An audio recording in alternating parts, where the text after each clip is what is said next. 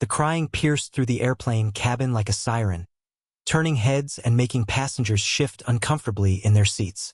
Rachel Martinez clutched her 6-month-old daughter, Sophia, closer to her chest, whispering desperate apologies to anyone within earshot. The baby's wails echoed louder in the cramped economy section, and Rachel could feel the weight of judgmental stares burning into her back. "Please, sweetheart, please," she murmured, bouncing Sophia gently while tears of exhaustion threatened to spill from her eyes. The young mother had been awake for nearly 36 hours straight, working a double shift at the diner before catching this red-eye flight from Los Angeles to Chicago. The ticket had cost her every last penny, but she had no choice. Her sister Carmen was getting married in 2 days, and despite their strained relationship, Rachel couldn't miss it. At just 23, Rachel looked older than her years. Dark circles shadowed her brown eyes, and her once vibrant smile had faded under the weight of endless struggle. Her ex-boyfriend had vanished the moment she told him she was pregnant, leaving her to face motherhood alone in a tiny studio apartment that barely qualified as livable. Every day was a battle between paying for diapers or groceries, keeping the lights on or buying Sophia's formula. A flight attendant, a stern woman in her 50s, approached with thinly veiled irritation. "Ma'am, you need to keep your baby quiet. Other passengers are trying to rest." "I'm trying," Rachel whispered, her voice cracking. "She's usually such a good baby, but she hasn't slept properly in days." The change in routine, the noise. Sophia's cries grew louder, and Rachel noticed several passengers pulling out their phones, likely to record her humiliation.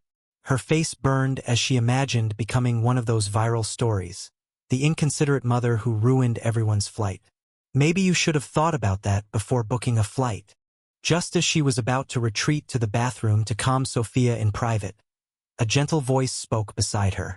"Excuse me, would you mind if I tried something?" Rachel looked up, startled. A man in an expensive-looking navy suit sat across the aisle, early 30s, kind blue eyes, perfectly styled dark hair. Everything about him spoke of wealth and quiet confidence, from his Italian leather shoes to the platinum watch on his wrist. He looked like someone who belonged in first class, not economy. "What?" Rachel stammered.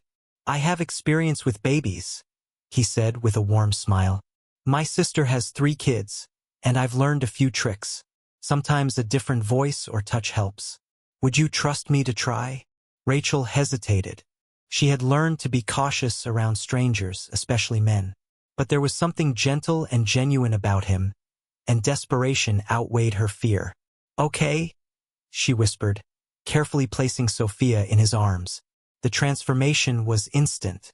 Within seconds, Sophia's cries softened to whimpers, then faded into silence. The man's large hand moved in slow circles across her back as he hummed a soft tune that sounded almost like a lullaby. "How did you?"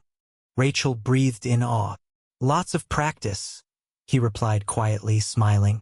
"Sometimes babies just need a change of scenery or a change of arms." The cabin seemed to exhale in collective relief. Passengers who had been glaring now watched with quiet appreciation. Even the flight attendant offered a small, approving nod as she passed. "What's her name?" he asked.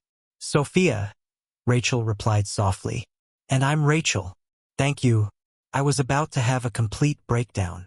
"Nice to meet you both." "I'm James," he said with a gentle chuckle. "And don't mention it. We've all been there. Maybe not with a baby, but with something that feels too heavy to handle." As Sophia drifted into peaceful sleep, Rachel found herself relaxing for the first time in days. She watched James cradle her daughter effortlessly, his tailored jacket wrinkled and damp from baby drool. Yet he didn't seem to care. "You're not really sitting in economy, are you?" she asked suddenly. James smiled, eyes twinkling. "Let's just say I like to mix things up. First class can be predictable."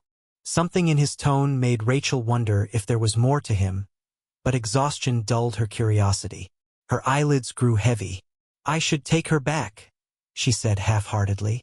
"She's fine here," James offered kindly. "You look like you could use a little rest." "I'll hold her." Rachel wanted to protest, but her body was betraying her. The warmth of his presence, the hum of the engines, and the safety of the moment lulled her. "Are you sure?" she murmured. "Absolutely. Rest. I've got her."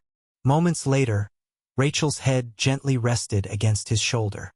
For the first time in months, she felt safe. What she didn't know was that James had been watching her struggle since boarding, his heart breaking at the sight. And what she could never have guessed was that James Whitmore wasn't just any passenger. He was the CEO of Whitmore Industries, one of the largest charitable foundations in the country. This chance encounter was about to change both their lives forever. Rachel awoke to the announcement that they'd be landing in 30 minutes. Disoriented, she blinked, then realized she was still leaning against James, and Sophia was sleeping peacefully in his arms. "Oh my God! I'm so sorry," she whispered, sitting up quickly. "I can't believe I fell asleep on you." James smiled warmly. "You were exhausted. You both needed the rest." She only stirred once. I managed to calm her. Rachel looked down at her daughter's serene face. "She looks like a different baby when she's calm. It's been so hard lately." The words slipped out before she could stop them. "I'm barely keeping my head above water." "Want to talk about it?" James asked softly. "Sometimes it helps to share it with someone who's not involved." Rachel hesitated but saw no judgment in his eyes. "I'm a single mom. Sophia's father left when I told him I was pregnant. I work at a diner in LA, double shifts to afford our tiny apartment. My car broke down, I'm behind on rent, and I spent my last savings on this flight because my sister's getting married. The truth is, she and I haven't spoken in 2 years." James listened silently, then said, "That takes incredible courage, Rachel. Raising a child alone, working multiple jobs, still showing up for family. You're stronger than you realize." "You don't know me," she said bitterly. "Maybe not, but I've seen enough to know your strength.